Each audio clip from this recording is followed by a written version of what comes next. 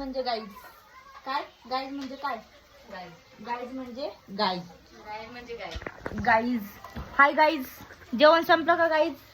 हा का मटण चालू आहे का खाणं? पाहुणे बसू द्या उपाशी. हा यात्रेला बोलवले गाईज आणि जेवण बिवण काही विचारलं नाही. स्वतःच चालू आहे बघा. हात धुवून झालं रिकाम. आता जाते माळावर आणि बसतय तिथं पुरी बघते बघा. कुठे जाणार आता? गावात. काय करायचं? यात्रा म्हणजे फिरावं लागतं होय. पुरी बघत होय मग होय.